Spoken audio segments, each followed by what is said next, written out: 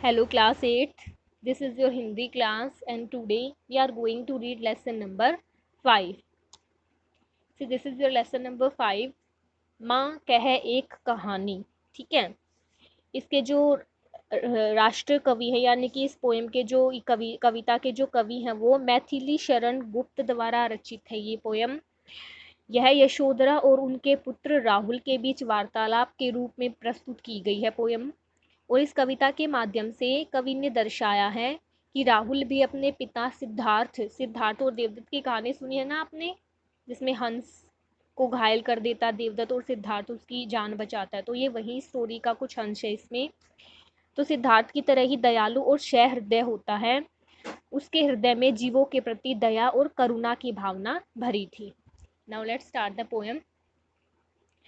माँ कहे एक कहानी, राजा था या रानी, माँ कहे एक कहानी. तो ये किसको कह रहा है? ये कौन है? सिद्धार्थ का पुत्र राहुल है जो अपनी माँ यशोधरा को कहानी सुनाने के लिए कह रहा है कि माँ एक कहानी मुझे सुनाओ. उसमें राजा था या रानी थी, तो कि कोई ऐसी कहानी सुनाने के लिए, जैसे बच्चे जिद करते हैं तो ऐसे ही राहुल भी करता है अपनी माँ से. तो आगे माँ क्या कहती है? तू है हठी मानधन मेरे, सुन उपवन में बड़े सवेरे, तात भ्रमण करते थे तेरे, जहाँ सुरभि मनमानी, जहाँ सुरभि मनमानी, हाँ माँ यही कहानी. मतलब वो कहती है कि हे मेरे मानधन, तू बिल्कुल हठी है. उपवन के बड़े सवेरे, यानी कि वो अपने पुत्र को कहती है, उपवन का बड़ा सवेरा बोलती है कि तेरे तात जो थे वो भ्रमण, तात यानी कि पिता जो थे वो सुरभि मनमानी, जहाँ पे सुगंधित था सब कुछ, उस उपवन में वो भ्रमण करते थे. आप तेरे पिता. इतना सुनते ही जो बच्चा है उसको बहुत उत्तेजित हो जाता है और कहता है कि हाँ हाँ माँ यही वाली कहानी मुझे सुनाओ. वृण वृण के फूल खिले थे, झलमल कर हिम बिंदु मिले थे, हल्के झोंके हिले मिले थे, लहराता था पानी, हाँ हाँ यही कहानी. यानी कि उस उपवन में जहाँ उनके पिता भ्रमण करते थे, अलग अलग प्रकार के फूल खिले हुए थे. वहाँ का वातावरण बताया गया कैसा था. हिमबिंदु यानी कि पौधों पर क्या था? ओस जो थी वो टपकी हुई थी और हवा के हल्के हल्के झोंके आ रहे थे, जिससे क्या पानी जो था वो लहरा रहा था. और उत्तेजित होकर बालक कहता है हाँ हाँ माँ यही वाली कहानी मुझे सुनाओ. गाते थे खग कल कल स्वर से, सहसा एक हंस ऊपर से, गिरा बिद होकर खर सर से, हुई पक्ष की हानि, करुणा भरी कहानी.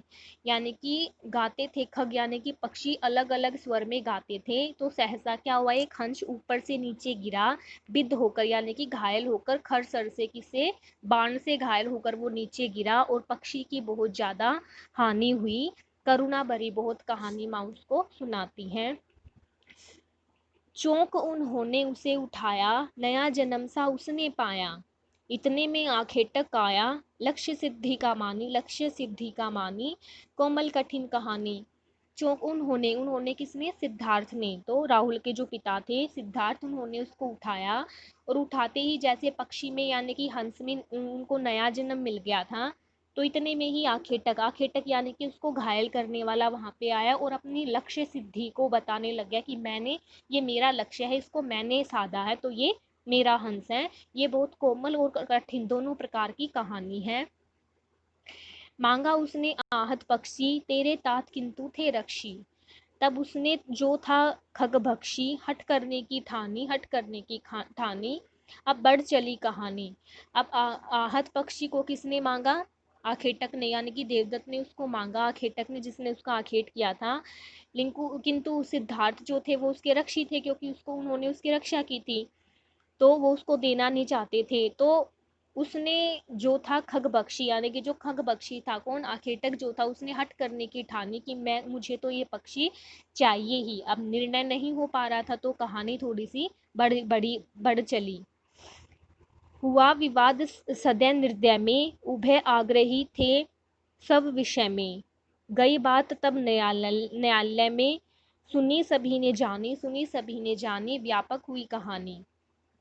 यानी कि दोनों में सदैव और उदय से, सदैव यानी कि दयालु हृदय वाला, और निर्दय यानी कि जिसमें दया ना हो, दोनों के बीच में विवाद हुए.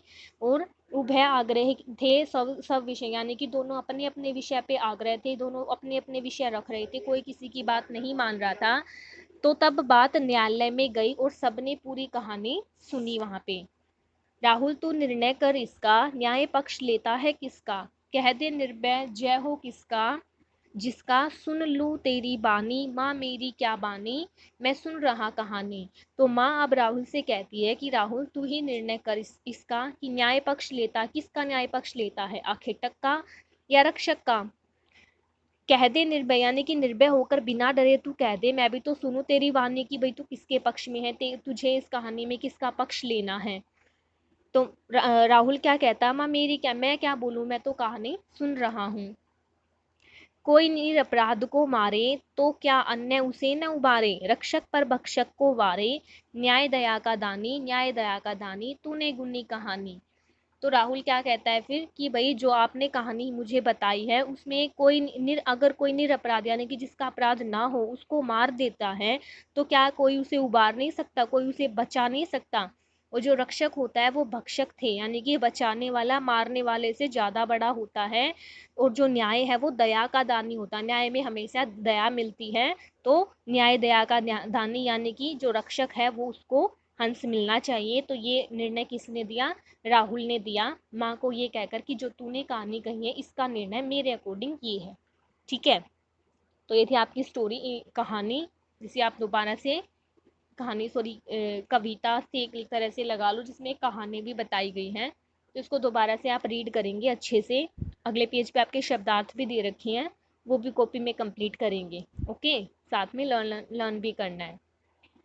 Now here you can see your exercise work and the first question is bahuvikalpya प्रश्न and the first answer is 2, second is 1 and third also 2।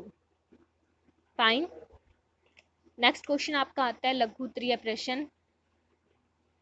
यहाँ पे आपके 3 क्वेश्चंस के आंसर आपको दिखाई दे रहे हैं शॉर्ट क्वेश्चंस के।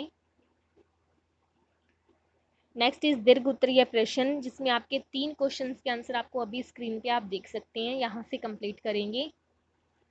And the fourth is here, दीर्घ उत्तरीय का फोर्थ क्वेश्चन यहाँ पे है। नेक्स्ट आपका शुरू होता है अर्थबोध, जिसका फर्स्ट क्वेश्चन आपका पद्यांश को पढ़कर प्रश्नों के उत्तर देने हैं। 4 क्वेश्चंस के आंसर हैं यहाँ पे। नेक्स्ट है आपका भाषा और व्याकरण बोध, answer number 1 and answer number 2 is here. Now is answer number 3 जिसमें पर्यायवाची शब्द आपको बताने हैं।